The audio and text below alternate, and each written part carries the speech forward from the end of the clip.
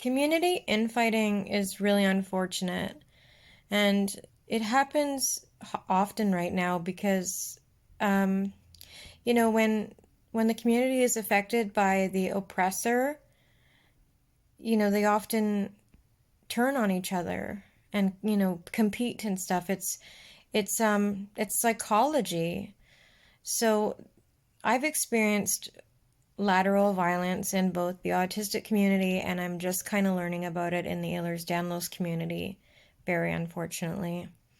In the autistic community, it's really, sadly, really prevalent right now. It's kind of a mess, and I have gotten caught in the crossfire a few times, and now I just refuse to because I've been through too much. I'm going through too much, and I don't want to deal with it.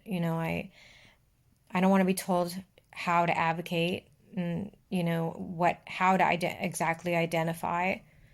Um, I'm okay with saying autistic, but I also don't think saying has autism is that offensive. That's me. That's my opinion. I'm not anti-vax, but I am uncomfortable with vaccinations because I've experienced a lot of side effects and effects, because I have autoimmune problems and nothing to do with autism.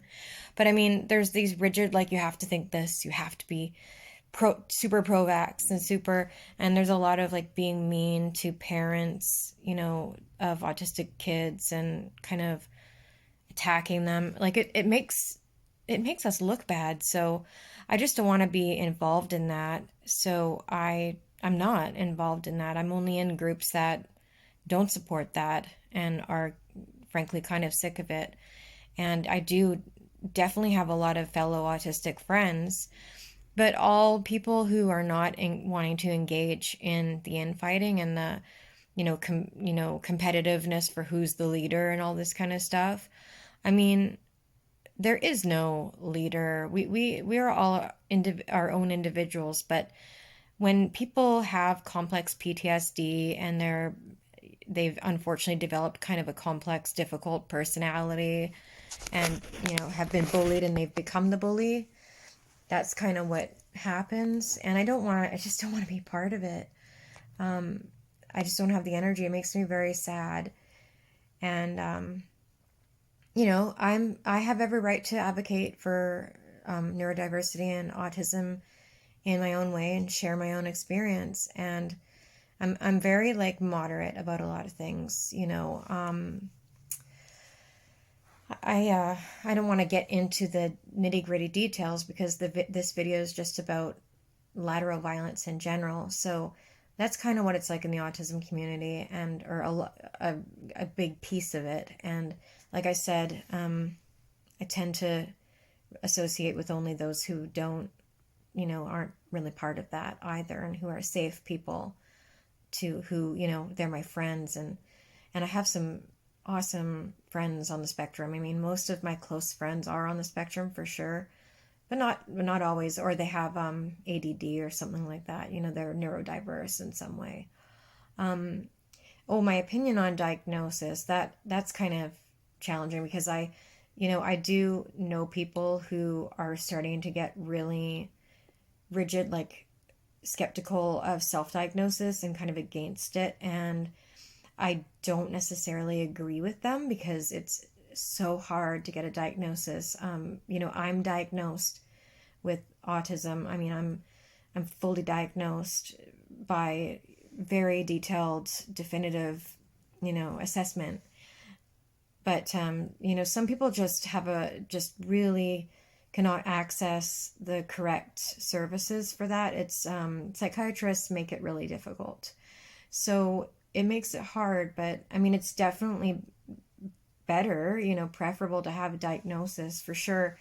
I don't agree with maybe, I think people should try to pursue a diagnosis, and if they can't, they can, self-diagnose, but I think they should try to pursue it first. And if they're, gate kept too much, then that's not really their fault. But I do think that it is better to have a diagnosis. That's me, but I'm certainly not going to be down on anyone for not being able to get a diagnosis. I don't think that's fair because we don't know the person's circumstance. I just don't like, I just don't think autistic people should bully other autistic people. I mean, you have to stand up for yourself if someone's not treating you right. And we don't always get along, unfortunately, because we have social challenges. So, different in different areas. So some people with, autism, see, I said it with autism, I'm not offended. But anyway, to me, the with autism thing, it's like, I have autism. Okay. I have hazel eyes. I have, you know, I don't know what my hair color is anymore. Chestnut hair. Like, you know, so I don't think, I don't think it sounds, I just made a weird sound just then. Never mind that. I should edit it out, but I'm going to be, I'm going to be lazy. But anyway, what was I saying? I was saying that I don't see it as offensive. Like I have a purse. I feel like you have the color of your eyes, the color of your hair, it's part of you, and you say I have. So that's me, and I'm like I feel I'm entitled to feel that way without being clobbered. I'm a good person. I don't deserve to be clobbered. So, I care about advocating for neurodiversity and for people, my fellow people on the friends on the spectrum to not be treated poorly because of being misunderstood for the way that they behave and communicate. And I'm going to continue to try and educate and talk about that. And, you have to. It's navigating, and it's advocating and navigating and self-advocating. But yeah, I'm kind of rambling now, but I just don't want to be part of the fighting. I'm sick. I'm unwell. I'm tired. I just can't afford to. I don't want to deal with it. So now I've learned that there's infighting in the EDS community, and that makes me sad, really sad, but I'm kind of not surprised because the government, I'm specifically talking about the Canadian EDS community right now, like almost competing for, or being kind of jealous of people that are able to afford, services abroad and stuff when they can't, and competitiveness with who can get the service or access it after fighting the government. And it's really unfortunate that the government is being so tight pursed and pitting people against each other in that way instead of just providing the service equally. And it's really, really unfortunate. You have people that are of better income, and then they can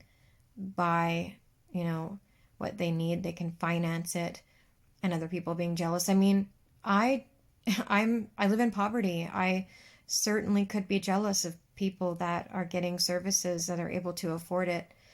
People with EDS whose parents can help them out with surgery costs.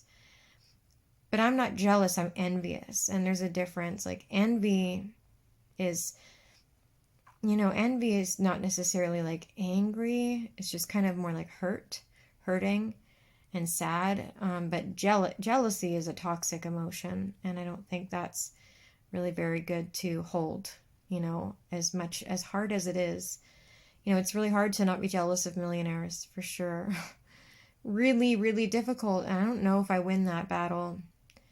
But anyway, this kind of a rambly video about lateral violence. I'm allergic to it, okay? I'm allergic to infighting.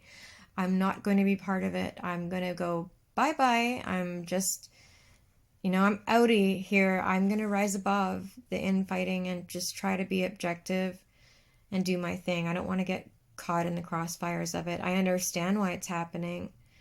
It's not that surprising when you look at, sociology and what we're put through. We are marginalized and, we get at each other. But it's still sad. I wish there was more,